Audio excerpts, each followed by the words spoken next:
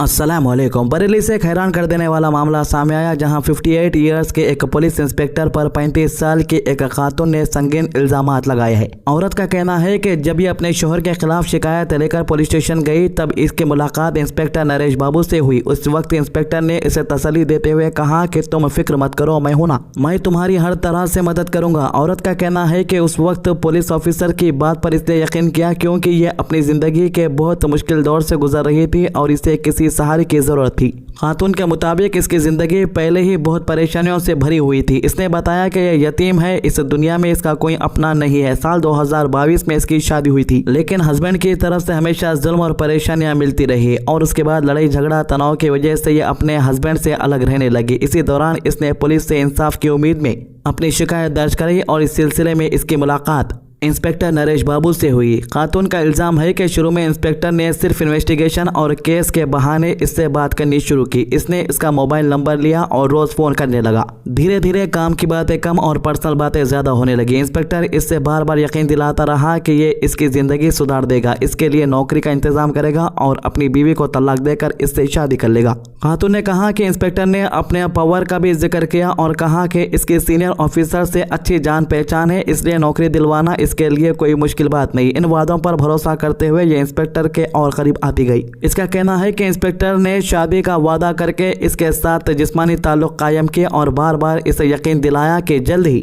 दोनों एक नई जिंदगी शुरू करेंगे। खातून ने अपने बयान में यह भी कहा कि पिछले साल करवा चौथ के बाद इंस्पेक्टर नरेश बाबू इसके किराए के मकान में रहने लगा। तकरीबन 1 साल तक दोनों एक ही घर में साथ रहे। खातून का कहना है कि इंस्पेक्टर को इसने अपना हस्बैंड समझा और करवा चौथ का व्रत भी रखा, हर वो जिम्मेदारी निभाई जो एक बीवी अपने हस्बैंड के लिए निभाती है। इसका कहना है कि इसने कभी नहीं सोचा था कि जिस आदमी पर इसने इतना भरोसा किया वो एक दिन इसे इस तरह अकेला छोड़ देगा। सबसे संगीन इल्जाम यह है कि साल 2026 में जब यह हामला हुई यानी प्रेग्नेंट हुई, तो इंस्पेक्टर ने इस पर बच्चा गिरवाने का दबाव डाला और अबॉर्शन करवाया। खातून का कहना है कि वो इस फैसले के लिए तैयार नहीं थी, लेकिन इंस्पेक्टर ने इसे यकीन दिलाया कि शादी के बाद सब ठीक हो जाएगा। लेकिन अबॉर्शन के बाद जब इसने बार बार शादी की बात की तो इंस्पेक्टर इससे दूर भागने लगा और आखिरकार इसने इसे छोड़ दिया। फरवरी 2026 में इंस्पेक्टर ने अपने बेटे की शादी का बहाना बनाकर इससे लगभग 8 लाख रुपए के सोने के जेवर भी ले लिए। जब इसने बाद में अपने जेवर वापस मांगे तो इंस्पेक्टर ताल मटोल करने लगा और जब इसने ज्यादा जोर दिया तो इसे धमकियां दी गई। खातून का कहना है कि इसके बाद इंस्पेक्टर अपनी बीवी और बच्चों के पास वापस चला गया और उसे तन्हा छोड़ दिया।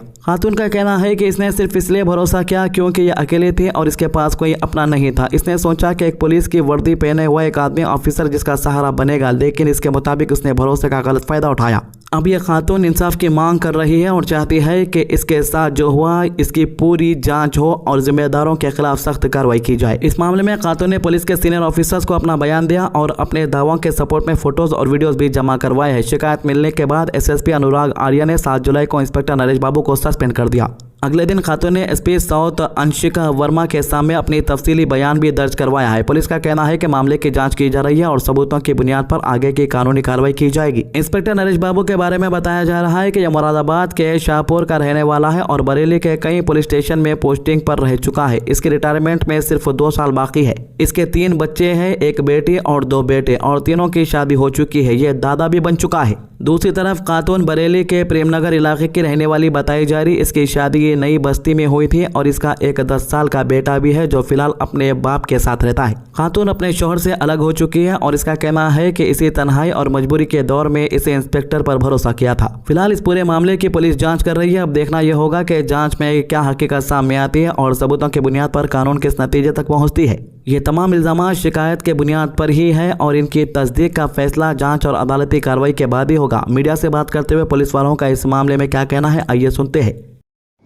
आज दिनांक 7/7/26 को सोशल मीडिया पर प्रसारित प्रकरण जिसमें एक महिला द्वारा थाना सिरौली पर तैनात उप निरीक्षक नरेश बाबू के खिलाफ शारीरिक शोषण, मारपीट व अन्य गंभीर आरोप लगाए गए हैं को संज्ञान में लेते हुए श्रीमान वरिष्ठ पुलिस अधीक्षक महोदय द्वारा उक्त उप निरीक्षक नरेश बाबू को तत्काल प्रभाव से निलंबित कर दिया गया है व उनके खिलाफ विभागीय जांच आसन्न की गई है। ऐसा ही नरेश बाबू हैं, बारादरी थाने में सब इंस्पेक्टर रह चुके हैं। उन्होंने कई बार मेरे साथ गलत किया, झूठ बोला। अपने रूम पार्टनर के यहाँ ले गए थे काकाटोला चौकी, वहाँ पे उन्होंने जबरन मेरे साथ शारीरिक संबंध बनाया, बलात्कार किया। जिसकी मैंने कई बार शिकायत करी कि मैं कप्तान साहब से शिकायत करूंगी, तो वो मुझे हमेशा धमकी देता था कि तुम दिल्ली चली जाओ, आएगी बारादरी थाने में और मेरा तुम कुछ नहीं बिगाड़ सकती हो क्योंकि विभाग मेरा है।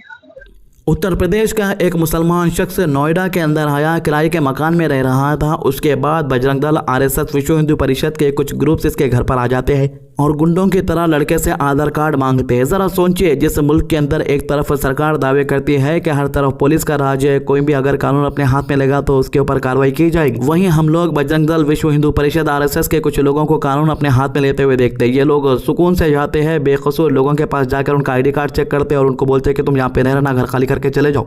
ये शख्स जो है उत्तर प्रदेश का रहने वाला है, मुसलमान है और नोएडा में काम के सिलसिले में आया था। पड़ोस में रहने वाले सभी लोग 2500 रुपये किराया देते हैं, लेकिन ये 4000 रुपये किराए में रहता है। ये लोगों का आकर ये कहना है कि तुम लोग आकर किराए के मकानों में रहते, हमारी बहन बेटियों को पटा लेते, फिर उनको भगा के ले जाके लव जिहाद करते, यानी शादी करने को ये लोग जो है लव जिहाद बोल दे रहे आजकल। और लव जिहाद के मामले दिन ब दिन ज्यादा होते जा रहे। अरे भाई, ये लोगों को ये बात समझनी होगी कि लड़की अगर 18 साल की हो गई, लड़का 18 साल का हो गया, तो फिर जाहिर सी बात है कि उनको समझाने की जरूरत नहीं है। मैं मुल्क के कानून की बात कर रहा हूँ भाई। हम लोग वीडियो देख रहे हैं कि 18 साल की लड़की, 18 साल से ज्यादा उम्र का लड़का भी है, दोनों होटल के अंदर ठहरे हुए। ये लोग जाके दनादन मार दे रहे, पीट दे रहे, जख्मी कर दे रहे। एक तरफ कुछ पुलिस वाले क्रिमिनलों के काम कर रहे, झूठे वादे करके लड़कियों की जिंदगी बर्बाद कर रहे। दूसरी तरफ गुंडे लोग जो है पुलिस वालों के साथ आधार कार्ड मांग रहे, ID कार्ड मांग रहे, जांच पड़ताल कर रहे।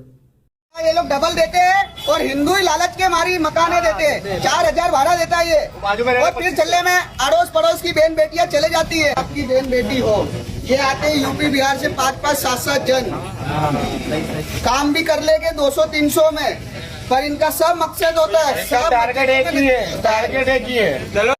तो ये तस्वीर सोशल मीडिया के ऊपर काफ़ी वायरल हुई थी। तस्वीर को कई लोगों ने शेयर किया था। जैसे कि आप देख सकते हैं, अंग्रेजा झंडा लेकर आगे बढ़ रहे हैं, पीछे से आरएसएस के कुछ लोग चड्डी पहनकर छुपके देख रहे हैं। देखो भाई, जो चीज़ बताई गई है उसमें कुछ गलत नहीं है, किताबों के अंदर लिखा हुआ है। इतिहासकार भी यही कहते हैं कि जब तक ब्रिटिश था इंडिया के अंदर, ब्रिटिश की हुकूमत थी, उस टाइम पे आरएसएस नाम का निशान नहीं था कोई भी। एक भी किताब के अंदर ये कहीं पर भी लिखा हुआ नहीं पाया गया है कि आरएसएस वालों ने अंग्रेजों से कहीं पर भी लड़ाई की हो अपने मुल्क के वास्ते। इंडिया गेट के ऊपर 80% नाम जो है मुसलमानों के है, 10% नाम जो है सिखों के है, तो 10% नाम दलितों के है। वहाँ पर आरएसएस वाले का एक भी नाम लिखा हुआ नहीं है। क्यों नहीं है? क्योंकि उन्होंने आज़ादी के टाइम पे अपना एक भी रोल अदा नहीं किया। जैसे कहीं पर भी कौन सा भी एक छोटा भी किस्सा आपको नहीं मिलेगा जहाँ पर किसी आरएसएस वाले ने अंग्रेजों से लड़ने की कोशिश की, अंग्रेजों को डराया धमकाया। अब जो है आरएसएस वालों की हुकूमत आ गई, बीजेपी की हुकूमत आ गई, तो ये लोग इतिहास बदलने की कोशिश कर रहे। देखो भाई, इतिहास को बदल नहीं सकते, इतिहास के कुछ किताबों को हटा देने से इतिहास नहीं बदल जाता। तो यहाँ पर भी एक बार मॉरल पुलिसिंग का मामला सामने आया। ये लोग कानून का अपने हाथ में ले रहे, जो भी लोग कोई भी पोस्ट डाल दे रहे, उनके घरों को जा रहे, उनको मार रहे, पीट रहे, उनको डरा के धमका के वीडियो बनाने लगा रहे कि तू माफी मांग ले और एक बार ऐसा नहीं करता बोल के, और माफी मांगने के बाद उसको डरा धमका के वार्निंग दे के छोड़ दे, अगर आइंदा ऐसा करेंगे तो और मारम पीटी होंगी तेरी बोल के। जय श्री राम, जय गौ माता। जैसा कि ये मोहम्मद सलमान, इन्होंने अपने सोशल मीडिया आईडी पर आरएसएस को और हिंदू संगठनों को भद्दी भद्दी गालियां लिखकर पोस्ट किए। आज भाई मिले हुए हैं, सलमान भाई मिले हुए हैं और मुझसे कह रहे हैं, क्या कह रहे हैं, अब इनकी जुबानी सुनिए। नमस्ते, मेरा नाम मोहम्मद सलमान है और मेरे से गलती हो गई है और मैं सबसे माफ़ी मांगना चाहता हूँ पूरे हिंदू संगठन से। वो सेम इमेज मैं भी पोस्ट करा था भाई, मेरे को भी मिलियंस में व्यूज़ आ गए थे, मगर कोई भी मेरे पास नहीं आया भाई माफ़ी मांगो बोल के।